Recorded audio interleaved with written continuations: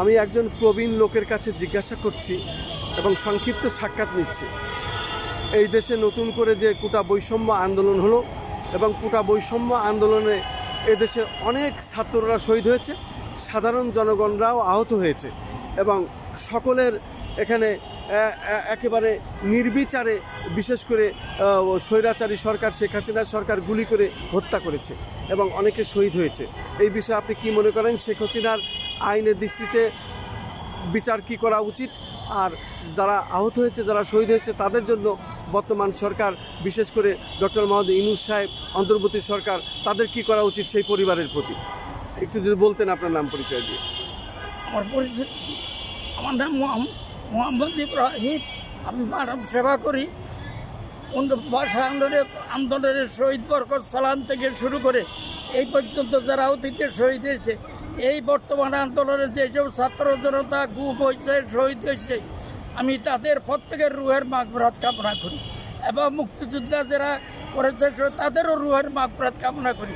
তার সাথে সাথে আমার প্রধান উপদেষ্টার কাছে দাবি হলো, যারা পুঙ্গ হয়ে জীবনে কোনো কাজ করতে পারে না, তাদের মৃত্যু পর্যন্ত একটা চলার ব্যবস্থা যারা করে দেয়, অথবা তাদের ছেলে উপযুক্ত থাকলে তাদের চাকরির ব্যবস্থা করে দেয় এবং যারা শহীদ হয়েছে তাদের চলার মতো একটা ব্যবস্থা, অথবা তাদের ছেলে সন্তান থাকলে তাদের চাকরির ব্যবস্থা করে যেন দেয়।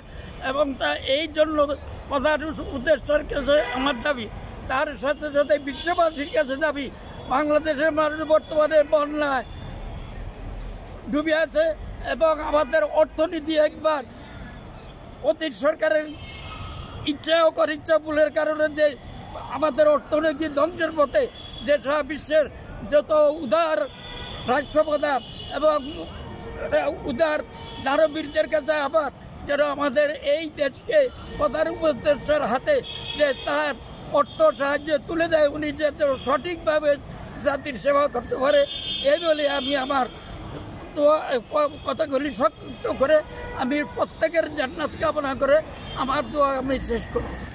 শুধু দর্শক শুনলেন এই বৈষম্য বিরোধী কোটা আন্দোলনে যারা অংশগ্রহণ করেছিলেন, যারা শহীদ হয়েছিলেন, তাদের কথা বলল। এবং আমি খন্দকার মাসুদুজ্জামান, আমিও এই কোটা সংস্কার আন্দোলন সমস্ত প্রথম 18 তারিখ থেকে শুরু করে 5 তারিখ পর্যন্ত আমি ছিলাম এখানে থেকে। এই কোটা আন্দোলনকারীতে আমি ভূমিকা রেখেছিলাম এবং এখানে আমার পেশাগত দায়িত্ব পালন করতে গিয়েও আমি রাবার বুলেট খেয়েছিলাম, কাঁদানি গ্যাস খেয়েছিলাম, ইট পাটকেল খেয়েছিলাম, আমি আহত হয়েছিলাম, তারপরেও আমি বেঁচে আছি, মৃত্যুর হাত থেকে বেঁচে এসেছি। ঠিক এইরকমই একজন এই মুরব্বী বক্তব্য দিলেন।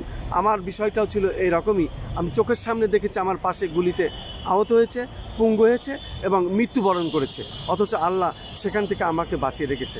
আল্লাহর কাছে আমরা ফরিয়াদ করি, হে আল্লাহ, আপনি সমস্ত শহীদ যারা হয়েছেন তাদের সকলকে জান্নাতে বাসী করুন এবং যারা আহত হয়েছে তাদের সকলের প্রতি যেন এই অন্তর্বর্তী সরকার প্রধান ডক্টর ইউনূস সাহেবের প্রতি আমাদের আহ্বান, তাদের সকলকে দেখবেন, পরিবারকে দেখবেন, তাদের সাহায্য সহানুভূতি করবেন। আমিন আমিন। জাতীয় প্রেস ক্লাবের সামনে আমি খন্দকার মাসুদুজ্জামান।